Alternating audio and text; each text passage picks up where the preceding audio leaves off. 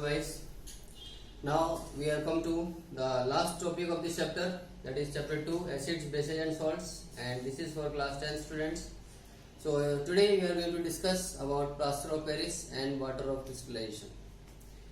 जैसा हमने पिछले क्लास में सीखा कि प्लास्टर ऑफ पेरिस यानी पीओपी, और पीओपी को हम chemical name calcium sulphate dihydrate के नाम से पुकारते हैं, है ना। जब हम जिप्सम को ये CaSO4.2H2O यानी कैल्शियम सल्फेट डाइहाइड्रेट, ये जिप्सम है। जब जिप्सम को 100 डिग्री सेल्सियस तक मैक्सिमम इसको जब गर्म किया जाता है तो इसमें से लगभग 3/4 अमाउंट ऑफ वाटर, यानी यहाँ आप देख रहे हैं 1.5 मॉलिक्यूल ऑफ वाटर ये अलग निकल जाता है, और कैल्शियम सल्फेट हेमीहाइड्रेट जो बचता है इसको हम प्लास्टर ऑफ पेरिस कहते हैं। ठीक है, या हम इसको इस तरीके से लिख सकते हैं कि 2CaSO4.2H2 ब्रैकेट के अंदर 100 डिग्री सेल्सियस तक गर्म किया, उसके बाद 2CaSO4.2H2O और 3H2O, इस तरीके से। तो देखिए actually half molecule of water is not practically possible, है ना। रीजन क्या है, इसका मतलब ये होगा कि जब दो मॉलिक्यूल हैं कैल्शियम सल्फेट के, वो शेयर करते हैं एक मॉलिक्यूल ऑफ वाटर, जैसा कि आप सेकंड वाली क्वेश्चन में देख रहे हैं कि दो कैल्शियम सल्फेट के मॉलिक्यूल्स एक वाटर मॉलिक्यूल को शेयर करते हैं अपने फॉर्मूले यूनिट में, इसीलिए एक कैल्शियम सल्फेट के साथ हम हाफ वाटर लिखते हैं। ठीक, तो आप इसको चाहे तो इस तरीके से लिख सकते हैं, या इस इक्वेशन को 2 से मल्टीप्लाई करके यानी इस तरीके से लिखा जा सकता है। ओके, हाँ एक चीज और, हम जिप्सम को 100 डिग्री सेल्सियस से ऊपर गर्म नहीं कर सकते, यानी अगर हम जिप्सम को अबव 100 डिग्री सेल्सियस गर्म कर देते हैं तो उस केस में इसके जितने भी वाटर मॉलिक्यूल्स हैं, जितने भी वाटर ऑफ क्रिस्टलाइजेशन है, वो सारे सारे एलिमिनेट हो जाते हैं, और ये एनहाइड्रस कैल्शियम सल्फेट जो बचता है, जिसको हम डेड बर्न्ट प्लास्टर कहते हैं, ये बचता है पीओपी के बजाय, और ये फिर वेटिंग के बाद ये फिर वाटर के साथ ऐड होने के साथ ये फिर दोबारा हार्ड सब्सटेंस में कन्वर्ट नहीं होता। ठीक है, तो जिप्सम को अबव 100 डिग्री सेल्सियस पर गर्म करने से सारे वाटर ऑफ क्रिस्टलाइजेशन एलिमिनेट होते हैं, सारे वाटर ऑफ क्रिस्टलाइजेशन रिलीज हो जाते हैं। उसके बाद जो एनहाइड्रस कैल्शियम सल्फेट बचता है उसको हम डेड बर्न्ट प्लास्टर बोलते हैं, और ये पीओपी फॉर्म नहीं करता उस केस में। ठीक है, अब बात करते हैं प्लास्टर ऑफ पेरिस की फिजिकल प्रॉपर्टीज की। Plaster of Paris white colour का पाउडर है, और इसकी एक बहुत खास बात पाई जाती है इसमें कि ये जब वाटर के साथ इसको ऐड किया जाता है, जब इसमें पानी मिला दिया जाता है, तो लगभग आधे घंटे के अंदर ये हार्ड मास में कन्वर्ट होने लगता है, यानी इट गेट्स हार्डेंड। तो ये सेट हो जाता है एक हार्ड मास के रूप में ऑन वेटिंग विद वाटर। और हार्ड मास के रूप में सेट होने का पीछे रीजन ये है कि इसका हाइड्रेशन शुरू हो जाता है, और हाइड्रेशन से फर्दर ये जिप्सम में कन्वर्ट हो जाता है। तो प्लास्टर ऑफ पेरिस को अगर हम मॉइस्चर के साथ या वाटर के साथ अगर हम इसको ऐड करते हैं तो ये जिप्सम को फॉर्म करने लगता है, और जो कि एक सॉलिड मास है, एक हार्ड सब्सटेंस है। ठीक है, अब बात करते हैं इसके यूजेस की, कि जो प्लास्टर ऑफ पेरिस है इसका इस्तेमाल हॉस्पिटल्स में डॉक्टर्स खास आमतौर पर खूब करते हैं। जो फ्रैक्चर्ड बोन्स हैं, फ्रैक्चर्ड ज्वाइंट्स हैं, उनको सेट करने में, उनको प्रॉपरली स्ट्रेट रखने के लिए बोन्स के ऊपर प्लास्टर चढ़ाया जाता है, that is plaster of Paris. और वो जैसे जैसे सूखता जाएगा तो सूखने के साथ साथ आधे घंटे के अंदर वो लगभग एक हार्ड मास में कन्वर्ट होने लगता है, और जिसको हम बोलते हैं कि फर्दर वो हाइड्रेटेड होने के बाद जिप्सम फॉर्म करता है। ठीक, और उसके हार्डनेस की वजह से वो बोन्स, वो फ्रैक्चर्ड बोन्स, वो ज्वाइंट्स स्ट्रेट रहते हैं, अपनी फिक्स पोजीशन में बने रहते हैं। दूसरा यूज है in making toys.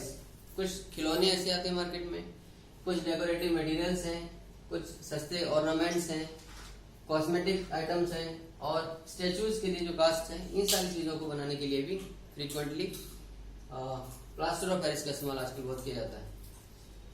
Third use है plaster of Paris is used as a fire proofing material. Plaster of Paris को कई जगह हम फायर प्रूफिंग मटेरियल के रूप में इस्तेमाल करते हैं, और इसके अलावा for ceiling air gaps in apparatus. कुछ केमिकल लेबोरेटरीज में कुछ ऐसे एपरेटस हैं जहाँ पर एयर टाइट अरेंजमेंट रिक्वायर्ड होता है, जहाँ पर एयर टाइट अरेंजमेंट की रिक्वायरमेंट होती है, ऐसी जगहों पर एयर गैप्स को फिल करने के लिए, एयर गैप्स को सील करने के लिए, उसको एयर टाइट बनाने के लिए हम प्लास्टर ऑफ पेरिस का इस्तेमाल करते हैं। लास्ट यूज आता है फॉर मेकिंग फॉल्स सीलिंग। जैसे कि आजकल आप लोग जानते हैं कि हमारे एक ट्रेंड चल गया है, जो हमारा अपना सीलिंग है उसके नीचे भी एक आर्टिफिशियल लेयर बनवाई जाती है, डिजाइनिंग लेयर, जिसमें अलग अलग प्रकार की जो डिजाइन है वो बनाए जाते हैं नीचे से देखने पर सीलिंग में। तो फॉल्स सीलिंग को बनाने में और साथ ही साथ पेंटिंग से पहले जो वॉल है, जो रफ वॉल होती है, उस वॉल सरफेस को हम स्मूथ बनाने के लिए भी पहले प्लास्टर और पेरिस की उस पर एक परत चढ़ाते हैं, कोटिंग करते हैं। उसके बाद फिर उस पर स्मूथली वार्निश, पेंट या आपके ये सब चीजें की जाती हैं। ठीक है, सो गाइस ये तो बात हुई प्लास्टर और पेरिस की, जो कि इतना इम्पोर्टेंट सॉल्ट है और हमारे लाइफ में बहुत एक सिग्निफिकेंट रोल रखता है। चलिए अब आते हैं अपने last topic, water of crystallisation के ऊपर। एक्चुअली किसी भी सॉल्ट के क्रिस्टल में जो वाटर मॉलिक्यूल्स मौजूद होते हैं उनको हम वाटर ऑफ क्रिस्टलाइजेशन कहते हैं। यानी हर हाइड्रेटेड सॉल्ट में एक फिक्स्ड नंबर में वाटर के मॉलिक्यूल्स पाए जाते हैं। ठीक है, तो जिन सॉल्ट्स में ये वाटर ऑफ क्रिस्टलाइजेशन मौजूद होता है उसको हम हाइड्रेटेड सॉल्ट कहते हैं। और वाटर ऑफ क्रिस्टलाइजेशन क्या है कि number of water molecules present in a crystal of a salt. Okay, किसी सॉल्ट के क्रिस्टल के फॉर्मेशन के लिए जो अमाउंट ऑफ वाटर, जो नंबर ऑफ वाटर मॉलिक्यूल्स उसके साथ अटैच होता है वो उसका वाटर ऑफ क्रिस्टलाइजेशन कहलाता है। अब इसमें दो बातें ध्यान रखने वाली हैं। पहली बात कि जो वाटर ऑफ क्रिस्टलाइजेशन है ये उस क्रिस्टल स्ट्रक्चर का ही पार्ट होता है, उस सॉल्ट के क्रिस्टल स्ट्रक्चर का ही पार्ट है।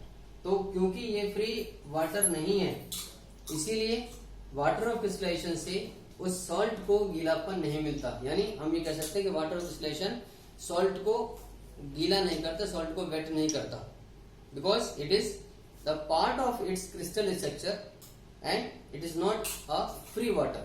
राइट, अब आती बात सेकंड, इसका खास बात क्या है कि वाटर ऑफ क्रिस्टलाइजेशन की वजह से किसी भी हाइड्रेटेड सॉल्ट के क्रिस्टल का एक पर्टिकुलर शेप होता है और कहीं कहीं इन वाटर ऑफ क्रिस्टलाइजेशन की वजह से ही उस हाइड्रेटेड सॉल्ट का कलर भी इम्पार्ट किया जाता है। ओके, तो ये दो बातें आपको ध्यान रखनी है। मैं फिर से रिपीट कर रहा हूँ, एक तो ये कि वाटर ऑफ क्रिस्टलाइजेशन उस सॉल्ट के क्रिस्टल स्ट्रक्चर का पार्ट होता है, ना कि कोई फ्री वाटर। और क्योंकि ये फ्री वाटर नहीं है तो इसलिए इस वाटर ऑफ क्रिस्टलाइजेशन से सॉल्ट को गीलापन नहीं दिया जाता, सॉल्ट को गीला नहीं करते ये। सेकंड खास बात यह है कि इस क्रिस्टल के, उस हाइड्रेटेड सॉल्ट के क्रिस्टल का जो पर्टिकुलर शेप है वो वाटर ऑफ क्रिस्टलाइजेशन की वजह से होता है। और साथ ही साथ कहीं कहीं किसी किसी हाइड्रेटेड सॉल्ट में इस वाटर ऑफ क्रिस्टलाइजेशन की वजह से उसका कलर भी देखने को मिलता है। ओके, यहाँ कुछ एग्जांपल लिखे हुए हैं, जैसे कॉपर सल्फेट और .5H2O, यानी कॉपर सल्फेट के साथ 5 हाइड्रोजन, 5 वाटर मॉलिक्यूल्स हैं, वाटर क्रिस्टलाइजेशन है, तो इसको हम केमिकली बोलेंगे कॉपर सल्फेट पेंटाहाइड्रेट। ओके, और इसी तरह से Na2CO3.10H2O, यानी ये आप जानते हैं वॉशिंग सोडा है, तो सोडियम कार्बोनेट डेकाहाइड्रेट इसको कहा जाता है। इसी तरह FeSO4.7H2O, ferrous sulphate heptahydrate, 7 molecules है इसलिए हेप्टाहाइड्रेट। और लास्ट में ये जिप्सम है, कैल्शियम सल्फेट और 2H2O यानी डाइहाइड्रेट। ओके, तो हाइड्रेटेड सॉल्ट्स वो सॉल्ट्स होते हैं जिनमें वाटर ऑफ क्रिस्टलाइजेशन पाए जाते हैं जिनके क्रिस्टल में।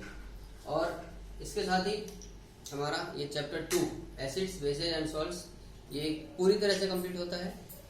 और next you have to complete your all the questions of this chapter in text question as well as exercise. So stay home, keep studying honestly, keep watching videos and keep sharing videos. Thank you, God bless you all.